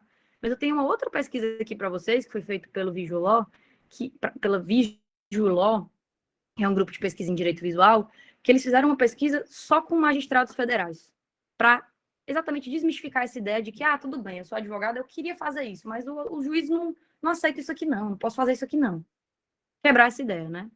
Então, eu vou mostrar direto aqui os resultados, tá, gente? Que é mais fácil. Em sua visão, qual o maior problema nas petições? Argumentação genérica, redação prolixa, número excessivo de páginas. O que torna uma petição mais agradável? Redação objetiva, quase 97%. Você já recebeu em seu gabinete alguma petição com documento com alguma das seguintes características? E olha só que legal, quase 50% já recebeu com fluxogramas, 35% com gráficos, 37% com links. Quais elementos visuais você entende que não devem ser utilizados em petições? A grande maioria diz que aceita qualquer tipo de elemento visual. Tem uma discussão muito grande sobre QR Code, tá, gente? Porque ele não é tão acessível. Você entende que o uso de elementos visuais facilita ou dificulta a análise da petição? 77% entendem que facilita, né? Desde que a gente use com moderação. Entre os três, quais dos 3 documentos você prefere? E aí, aqui, ó, uso de cores moderado, 49% preferiu o primeiro exemplo, né? Então, as conclusões aqui é que depois de pesquisar com quase 150 juízes federais, existe, sim, aqui tá de forma mais, né, explicada, mas mostra que os nossos magistrados não são não se opõem tanto assim a isso quanto a gente pode imaginar, tá? Então, essas pesquisas são evidência disso. Não só essas pesquisas, gente. O fato da gente de eu ter hoje, dia 6 de maio de 2021, esse tanto de exemplo para mostrar para vocês, de órgão do judiciário, do executivo, do legislativo, é a prova de que isso aqui é uma tendência que veio para ficar e que não vai mais embora. A gente precisa adaptar isso. E aí, gente, eu vou mostrar um case aqui, já para a gente ir para a finalização, tá? Um case aqui para vocês, tá? Isso aqui é um case fake, tá? Eu fiz aqui bonitinho, como se fosse o Diário Oficial do Estado, mas ele é fake. A gente pegou aqui... Eu não consigo... Não dá para a gente falar de trabalhar aqui um contrato inteiro, né? Então, eu peguei só uma cláusula, como se fosse só uma cláusula. A cláusula da vigência e denúncia do termo, né? E aí eu peguei essa cláusula, né, que é uma cláusula num texto sem linguagem simples. E aí, por que eu quero mostrar isso aqui para vocês? Para vocês entenderem que antes de eu aplicar elementos visuais, eu preciso fazer uma revisão em linguagem simples. E é por isso que essas nossas oficinas, elas são intercaladas, né? Então, aqui, vamos olhar esse texto aqui sem linguagem simples. Primeira coisa, encadeamento de substantivos na frase, gerando um processo de nominalização e, consequentemente, a abstração na frase. Utilização da ordem indireta e não da ordem direta, que dificulta o entendimento da frase. Vocês com certeza viram isso com a Abel na semana passada. Período extenso, 78 palavras. As diretrizes internacionais de linguagem simples recomendam no máximo 20 palavras no mesmo período. Né? Pelo menos botar um ponto final aí. Frase na ordem indireta e não na ordem direta. Em vez de falar a qualquer momento a denúncia deste termo poderá ser realizada, que é a ordem indireta, eu posso falar o termo poderá ser denunciado a qualquer momento. FUNCAP, CEPLAG e PGE. Uso de siglas sem explicar o que elas significam, deduzindo que todo mundo sabe que é FUNCAP, CEPLAG e PGE. Que também é outra coisa que vocês devem ter visto com a Abel na semana passada. Imputadas, partícipes, vigido, supracitada, palavras de jargão jurídico e de difícil entendimento. Outros jargões jurídicos, superveniência, júri et facto, inexequíveis. Inadimplemento, palavra extensa, 6 sílabas. Jargão jurídico pode ser substituída por descumprimento de forma sem nenhum prejuízo, tá? E aí, gente, eu acho que pelo Teams, eu achava que a gente estava no Teams. Eu acho que eu não vou conseguir, quando eu botar aqui o áudio, vocês não vão conseguir escutar. Eu vou ter que pular, então, esse vídeo aqui, tá, gente, com vocês. Mas só para vocês entenderem. A gente tinha um texto. Esse texto, ele estava sem linguagem simples. A gente fez aqui eu fiz aqui um diagnóstico com vocês desse texto, né? Eu não vou me aprofundar muito nisso, porque isso aqui é matéria para as oficinas da Abel. O próximo passo seria fazer um teste de empatia com o usuário, né? Que a gente fez. A gente tem aqui um vídeo com o usuário, só que, infelizmente, porque o Meet tem uma limitação, a gente não vai conseguir passar, né? Eu achei que a gente ia fazer no Teams hoje. E aí, só para vocês saberem, basicamente aqui era um teste de empatia com o usuário. A gente pegou o Vilmar, que era uma pessoa que estaria lendo aquele trecho ali e dizendo por que ele não compreende. Não compreendi porque as palavras estão muito difíceis, os jargões jurídicos, as siglas que eu não compreendo, etc. Né? É muito importante fazer esse teste de empatia, que é aquilo que a gente falou, é o start do nosso processo. Né? E aí, eu adiantei aqui a vida para vocês, né? Até porque, como eu disse, o objetivo hoje não é falar de linguagem simples, mas eu adiantei aqui a vida de vocês e transformei esse texto em linguagem simples. Tá? Então, deixa eu só voltar aqui e ler com vocês. Olha aqui como é que estava... Vamos só ler o 6.1. Primeiro, o título da cláusula chamava da vigência e denúncia do termo. Quem não é do direito já não entendeu nada daí. Aí o 6.1 diz assim: pela conclusão do seu objeto ou pelo decurso do prazo de vigência, o presente instrumento extinguir-se-á, podendo ainda ser extinto por mútuo consenso das partes, dos partícipes. Olha como é que ele ficou utilizando linguagem simples. Este termo, primeiro, a cláusula. Como este termo poderá ser extinto? Qualquer pessoa entende. 6.1. Este termo poderá ser extinto quando o projeto for concluído ou quando o prazo for finalizado. Se as partes concordarem, o termo pode ser extinto antes disso. Simples assim. Eu tive algum prejuízo jurídico em transformar aquele texto nesse aqui? Nenhum. Nenhum. Zero. Zero. Eu estou dizendo a mesma coisa, tem o mesmo conteúdo jurídico, tem o mesmo valor de validade jurídica, mas esse aqui qualquer pessoa entende, aquele ali, quase, aquele lá, quase ninguém. Tá? Então, esse texto, a gente já fez isso, vocês vão fazer outras várias atividades com a Abel sobre isso. A gente está já um pouquinho no final, eu vou ter até que cortar um pouquinho o nosso time aqui dessa atividade. Vou ter que pular um pouquinho essa atividade, porque a gente acabou entrando um pouco atrasado pelo problema dos links, tá? Mas a ideia é a seguinte, eu tenho isso aqui, como esse termo pode ser extinto, eu estou aqui, primeira coisa que eu fiz com esse termo, eu li, eu identifiquei os problemas, eu fiz um teste de empatia, então eu entendi, porque assim, quando eu fiz aquela identificação dos problemas de linguagem simples, eu estava vendo os problemas que eu estava identificando, Mariana. Quando eu faço um teste de empatia, eu entendo quais são as dores do usuário. Eu não posso ignorar as dores do usuário. E aí, ao entender essas dores, eu transformei o texto. Então, isso aqui já está muito melhor do que aquele outro. Só o texto. Agora, eu posso pegar esse texto e eu posso transformar ainda mais ele. Eu posso utilizar elementos visuais nele, elementos de direito visual nele, e transformar ele em algo ainda mais fácil de entender. E aí, eu vou mostrar para vocês, porque esse texto aqui é um texto que a gente utilizou naquele acordo de cooperação da PGE. E eu vou mostrar para vocês como é que ficou no acordo de cooperação da PGE, tá? Olha só. Como esse termo pode ser extinto? Qualquer uma das partes pode, quando desejar, declarar o termo extinto. Para isso, deve enviar uma notificação com 30 dias de antecedência. Ou este termo pode ser extinto imediatamente, se tiver descumprimento de qualquer cláusula ou surgimento de norma posterior que torne impossível o cumprimento das obrigações. Então, nessa imagem que vocês estão vendo, eu resumi o 6.1, o 6.2 e o 6.3. Nessa única imagem. Certo? Então, gente, a ideia é toda essa, né? A gente já está caminhando aqui para o final, estou aqui de olho no meu tempo, já vão me cortar meu microfone. O que a gente aprendeu hoje, né? Vamos fazer uma recapitulação, né? A gente entendeu o contexto de transformação que o direito está vivendo e como existe uma tendência de humanizar o direito pelo legal design, pelo direito visual. A gente entendeu a diferença entre o legal design e o direito visual, viu vários cases disso e como isso pode ser aplicado, como está sendo aplicado cada vez mais. A gente viu que isso não é uma balela aqui da Mariana Zonari falando, porque acha que quer fazer isso bonitinho.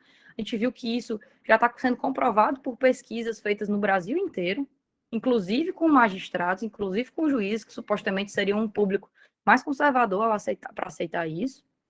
A gente viu que não dá para falar de direito visual sem falar de linguagem simples primeiro. A linguagem simples, o direito visual passa por uma etapa de simplificação da linguagem. E a gente viu que a gente pode pegar, que o correto, digamos assim, caminho é pegar um texto, identificar suas dores, fazer um teste de empatia de usuário, simplificar a linguagem e depois conseguir transformar isso em elementos de direito visual. E o que a gente vai aprender na próxima oficina, na minha próxima oficina, né, não na da Abel, na minha próxima oficina. A gente vai pegar tudo isso que a gente aprendeu hoje e a gente vai colocar a mão na massa. Tá? Então, vou pedir até, já vou adiantar. Por favor, para participar da próxima oficina, usem um desktop, não usem o seu computador, o seu celular, porque senão vocês não vão conseguir participar. Não vai ser nada que exija inúmeros conhecimentos tecnológicos, fiquem tranquilos com isso. Mas a gente vai botar a mão na massa na próxima oficina e vai perceber o seguinte, e é uma coisa que eu quero que vocês saiam da próxima oficina com essa visão. Eu não preciso ser um designer, trabalhar com design, para começar a pensar como designer, para começar assim, eu não preciso ter formação em design, eu quero dizer, para começar a aplicar isso no meu órgão, começar a pensar diferente, começar a pensar no meu usuário final como o protagonista daquele processo, e nem para aplicar isso aqui. Eu mostrei para vocês o exemplo lá do Dr. Marco Bruno, né? Foi feito aquilo ali claramente para uma pessoa que não entende, não tem conhecimento de design, digamos assim, visuais, ou não tem conhecimento que eu digo de design, tipo assim, que sabe mexer em Photoshop, em Adobe, etc. E a gente conseguiu entregar o que queria, tá? Então, gente, muito obrigado por terem vindo até aqui com a gente. Eu vou deixar aberto agora para os comentários de vocês e para os questionamentos. Vou pedir já para a gente bater uma foto, né? Fica aqui meu agradecimento a todos vocês pela atenção, por estarem participando. Aqui ficam os meus contatos, tá? Então, Mariana Zonari, você acha no LinkedIn, aqui está meu e-mail, meu Instagram, que sempre também tem conteúdo por lá. Fiquem super à vontade. Nesse QR Code tem até meu celular, então sou super acessível, podem me acessar sempre que quiserem. Às vezes eu demoro um pouquinho no WhatsApp para responder, mas não é má vontade não, tá, pessoal? O volume, depois eu dou um jeitinho de responder. Então, contem sempre comigo, contem sempre com o Iris, estamos de portas abertas para receber vocês, para cooperar e para ajudar todos os órgãos a inovar, tá, pessoal? Então, por hoje é isso. Deixa eu até parar de compartilhar aqui minha apresentação. Daqui a pouco eu preciso pedir uma foto para vocês, senão... Olha, o Breno já está olhando para mim, né? Senão o pessoal já briga comigo lá no Iris, se eu não pedir essa foto. Deixa eu até ajeitar aqui nos cabelos, né? Prender os cabelos direito, tá tudo descabelado de manhã cedo. Eita, a Josiane tá até fazendo Tem umas observações aí, Mariana. Não sei se você viu. Vi não, deixa eu dar uma olhada. Tem os colegas aí no chat com alguns comentários interessantes. Pergunto se você puder dar uma olhada aí. Claro, vou olhar aqui um por um, vamos lá. Aí a gente pode, inclusive, antes de você comentar sobre isso, fazer logo a foto, né? Pode, vamos. O que você acha? Eu acho que bacana. Vamos. Breno, Vamos lá, gente. Providencia aí. Bato sim, na hora, só sorrir, gente. Pronto, gente, obrigado. Valeu, vou olhar aqui o chat agora, vamos lá. A Josiane quer falar aí, né? Pode falar, Josiane. Temos uma aniversariante hoje no curso. Você? Não, a Sandra Valéria. Não sabia, parabéns. Olha, isso aí, meu Deus. É porque a José é minha amiga.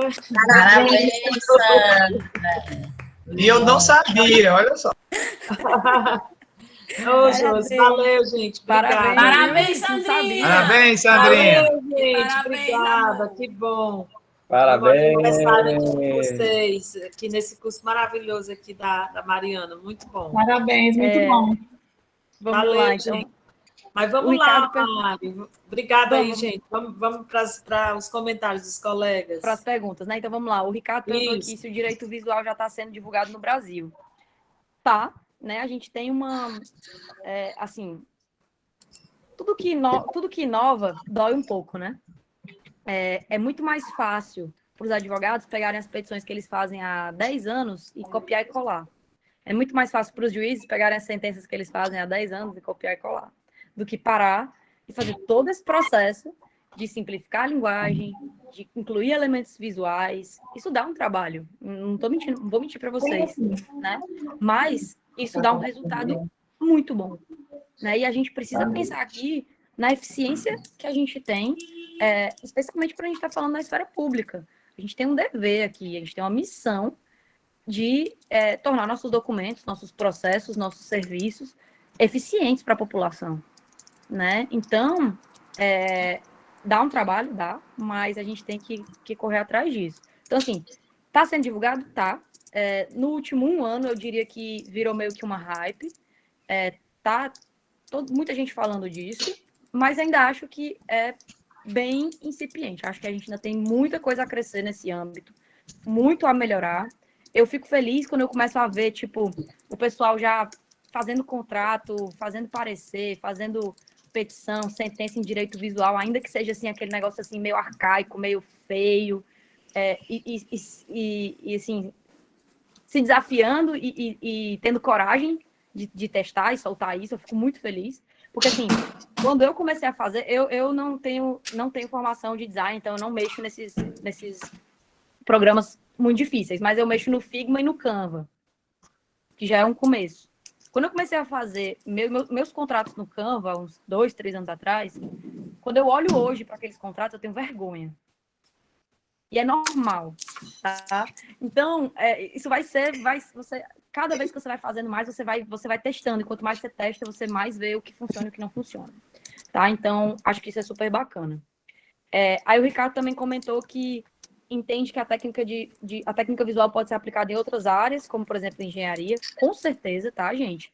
Aqui a gente está falando especificamente do jurídico, porque, enfim, é o nosso âmbito, mas eu não tenho a menor dúvida de que a linguagem simplificada, tanto é verdade isso, gente, que a Bel deve ter falado isso com vocês semana passada, mas a linguagem simples e clara foi incluída como diretriz de governo digital. E aí, quando a gente fala de linguagem simples e clara, a gente não está falando só de linguagem simples e clara no direito. Está falando em tudo. Em absolutamente tudo, tá? A Lia Scott disse, para usar os recursos visuais é importante pensar as informações mais essenciais e cortar os efeitos. O famoso menos é mais. Concordo, né? Concordo com certeza. A gente precisa entregar o que é mais relevante, tá? Então, com certeza o famoso menos é mais se aplica aqui, tá? Pra gente. Eu tô vendo que tem algumas mãozinhas levantadas, tá? Eu já vou para os comentários de vocês. Como acessar os materiais dos encontros? Aí acho que eu vou deixar isso aí com o Paulo. Eu não sei se vocês vão... Acho que eles vão compartilhar, né, Paulo? A gente vai... Aí você manda tá para a aqui. gente, Mari? Mando. E a Isabel também vai mandar. A gente vai colocar no sistema CIGED, que é o nosso sistema onde são feitas as inscrições, tá bom? Perfeito. Deixa eu ver se tem mais alguma pergunta. Quais as ferramentas que o Iris utiliza, tá? Bom, eu teria que perguntar para os nossos designers. Não, tô brincando. Depende. A gente tem a gente tem 2 designers que atuam com a gente direto, né? A Angélica e o Gui. O Gui, por exemplo, usa o Figma. A Angélica já usa o... Meu nome? Jesus. Photoshop. Não. Adobe, eu acho. Adobe Photoshop. E a gente tem um designer que faz uns freelas pra gente, ele faz tudo em Corel, believe it or not, tá? Então, eu uso o Canva, porque eu não sou designer, não sei mexer nessas coisas, eu faço no Canva mesmo, e fica bem legal, tá? Então, o Canva, gente, assim, Mari, eu quero começar a testar isso aqui, eu adorei isso aqui, eu quero começar a fazer. Baixem o Canva. E daí, se vocês gostarem, depois baixem o Canva Pro, custa R$30 por mês, deve você ter mil elementos. Gente, uma criança de 5 anos consegue fazer qualquer coisa no Canva. É sensacional, ele é totalmente autoexplicativo. Eu não ganho nenhum dinheiro se vocês se inscreverem no Canva, tá, gente? Só para avisar. Mas é porque é muito bom. E aí a pergunta dá para usar a última pergunta, dá para usar além de linguagem simples, recursos audiovisuais em diários oficiais? Isso aqui é aquilo que eu falei, né, gente? Dizem que não, né? Dizem que não. Aí quem acreditar, acredita, né? Eu acho que falta um pouquinho de vontade, né, de como fazer isso. Mas, a priori, hoje a gente tem uma certa resistência, não é só no Ceará, né, vários estados, de utilizar elementos visuais ou outras coisas no diário oficial. Mas a gente está lutando aqui para conseguir botar um QR Codezinho, que daí leve a alguma coisa de direito visual, ou um link, pelo menos, no extrato. Então, a gente vai aos poucos, né? Então, são barreiras que a gente precisa quebrar. Eu entendo que tem como fazer, né? Mas aí é algo que a gente precisa conversar muito bem, né? Então, assim, vocês sabem dos processos tanto quanto eu. Para esse acordo de cooperação ser aprovado, a gente teve que passar pelo jurídico da Casa Civil, o jurídico da PGE, o jurídico da PGE de São Paulo, o jurídico da PGE do Ceará, aí voltou para mim, aí voltou para o design. Aí o pessoal olhou assim, meu Deus, o que é isso aqui que vocês estão querendo aprovar? Tudo colorido. Então, assim, a gente tem uma certa resistência, é normal, Mas, né, a gente enfrenta isso e tem certeza que daqui para frente isso vai começar a ser mais comum. Algumas pessoas levantaram a mão, agora eu vou confessar que eu não sei a ordem, então... Viviane Moura. Foi, ó. Olá, Mariana, bom dia. Bom dia. Bom dia, pessoal.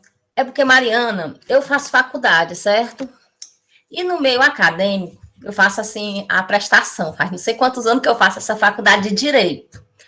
E no meio acadêmico, nunca é enfatizado essa parte de linguagem simples. Pelo contrário, é enfatizado sempre que a gente tem que seguir aqueles modelos, o rito solene, a solenidade, que o juiz não vai aceitar você inovar muito. É sempre aquela coisinha, né, pautada. No tribunal também, desde que eu estava lá, já tinha mais ou menos. Inclusive, eu aprendi muita coisa, foi no tribunal, pegando as peças antigas, vendo como é que o pessoal fazia para responder, né, os processos.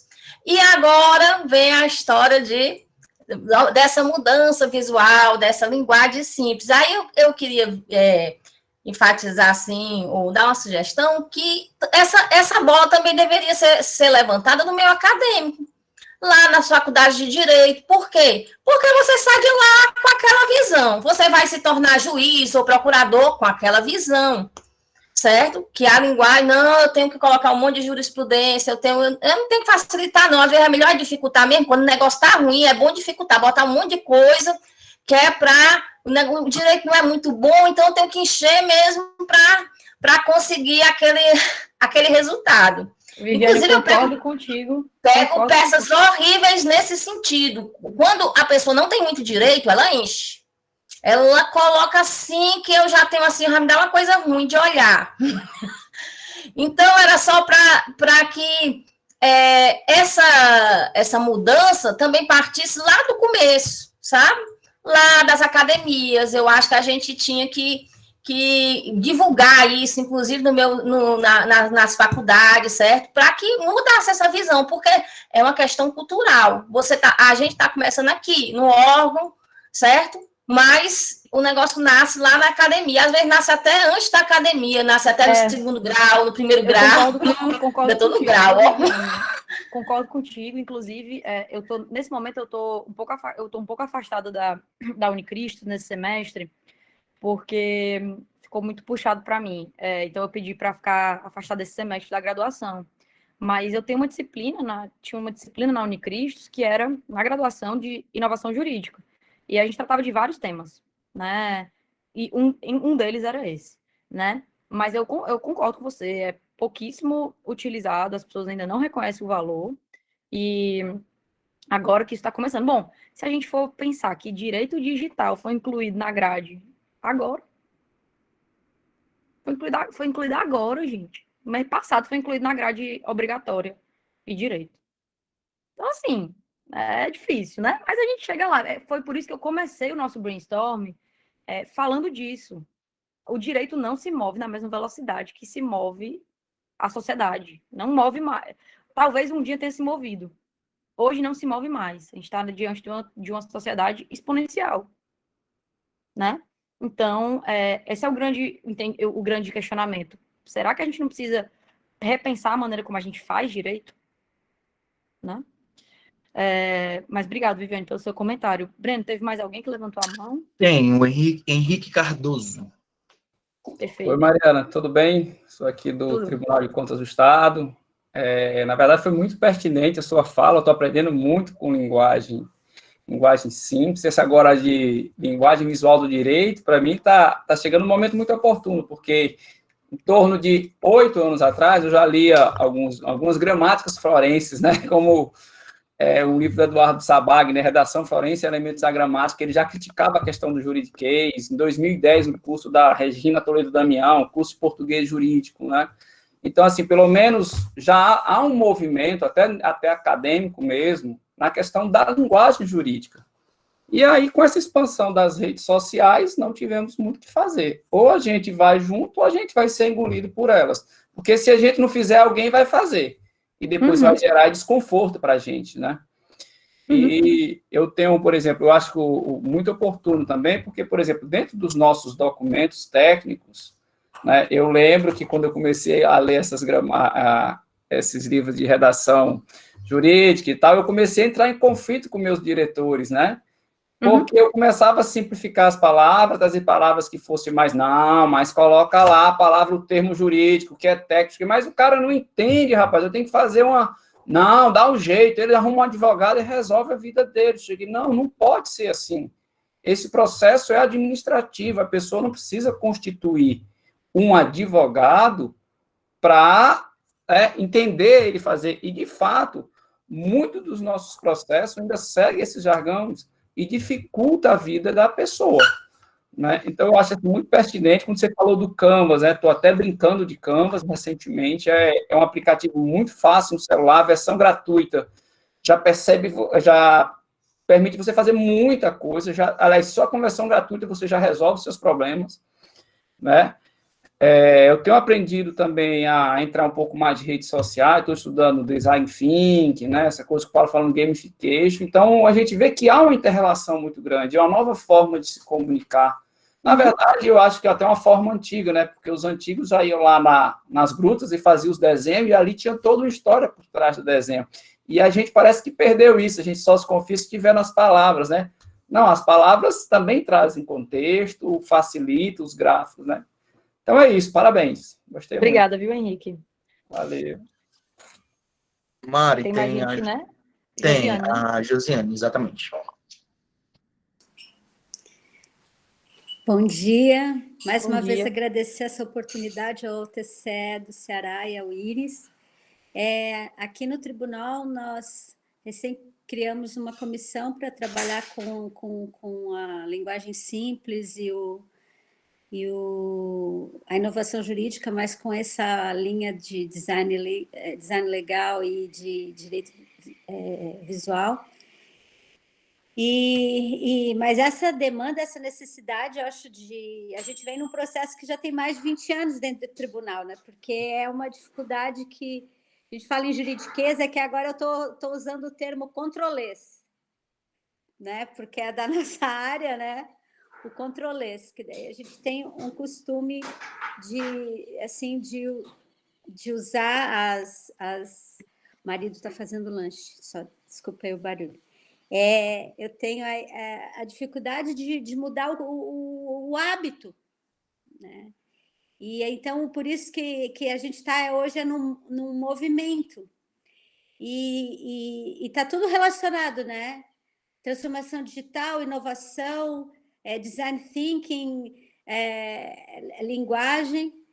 E daí esse exercício, né, que o Henrique falou, que é o importante, né, que a gente começa. Eu também estou usando o Canva, porque às vezes a gente, quando trabalha com o profissional do design, que não tem a lógica, porque nem todo profissional do design desenvolve a lógica do design legal, por exemplo. Não necessariamente você não consegue, né?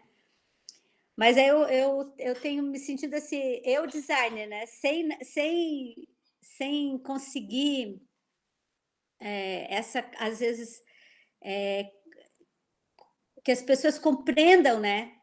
Que as pessoas compreendam qual é a necessidade. Você não consegue explicar, às vezes, né? Então, por isso que esse curso, essa parceria, está sendo tão fundamental, tão fundamental.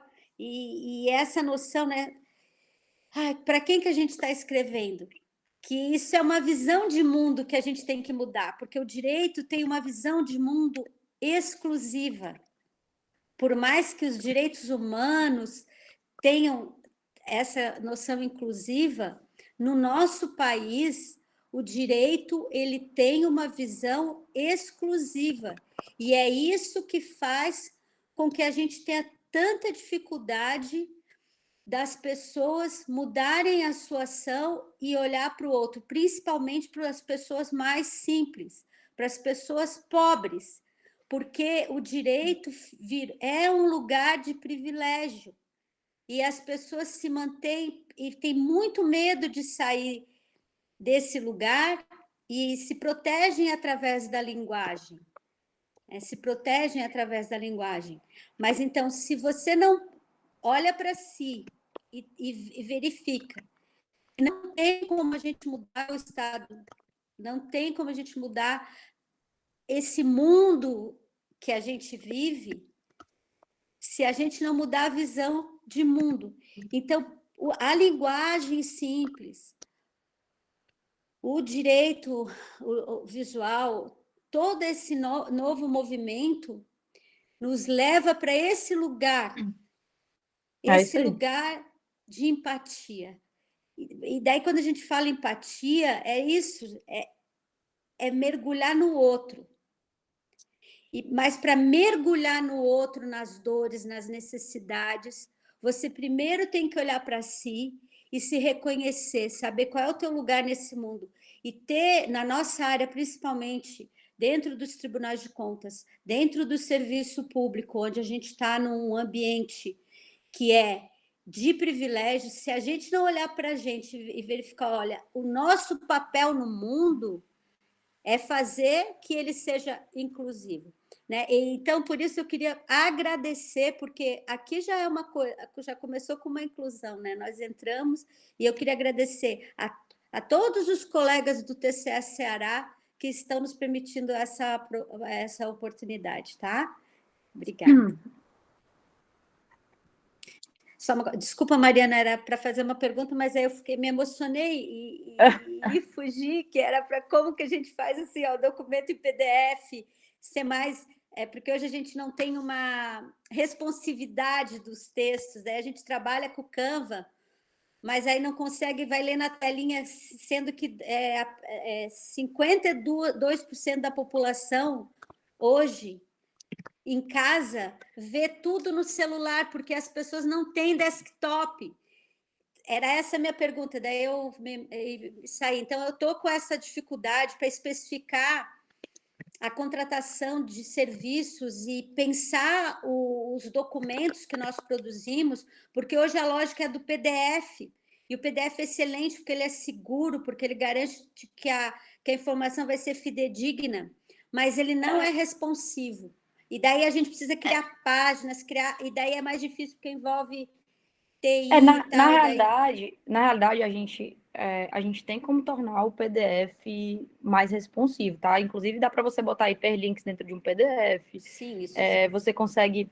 E aí, isso aí vai depender de você ter uma pessoa boa de design para pensar na interface do usuário, para um documento funcionar mobile e web tão bem quanto funciona web funcionar mobile, né? Aí é uma questão bem mais técnica, tá, Josiane? Que eu só jogo na mão do designer, para ser bem honesto. Então, essa parte aí já é um pouquinho mais complicada. Mas eu concordo com você, realmente a gente tem que pensar que as pessoas leem, especialmente interface, isso aí é UI, né? Interface de usuário. A gente tem que pensar em como as pessoas vão ver isso, vão receber isso de forma pelo celular, porque a grande maioria das pessoas usa o celular, né? Então, pessoal, acho que é isso. Agradeço demais aí os comentários de vocês. A gente acabou se estendendo um pouquinho. Eu vou ter que já pedir licença para vocês para ir saindo, porque eu tenho um outro compromisso aqui na sequência. Mas fico muito feliz com a participação de vocês, com o interesse, com a interação, o engajamento. Próxima semana a gente vai ter a segunda oficina da Bel, depois a minha última oficina. Participem, vai ser muito bacana. E contem aí com a gente. Eu compartilhei com vocês aí no chat um artigo que eu escrevi para o Iris sobre esse assunto. Ele é super bacana, esse artigo. Acho que pode ajudar vocês a terem base aí para internamente conversarem com as outras pessoas que não participaram das apresentações sobre o tema. E é isso, pessoal. Contem com a gente, contem com o Iris. Muito obrigada. Vou falar em nome do TCE, vou falar do Paulo, né? Obrigada, Paulo. Obrigada também pela ajuda técnica aí, viu? Porque sem você também a gente estava aqui perdido. Então, é isso, pessoal. Mariana, obrigada. A gente agradece demais o seu curso maravilhoso. A gente pede desculpas também a todos os participantes, que a gente teve uma dificuldade aí com relação ao link, e a gente vai resolver nas próximas 2 ações práticas. no dia 20 de maio, linguagem simples, e no dia 2 de junho, direito visual prática, né? Vai estar tudo bem, vocês participem.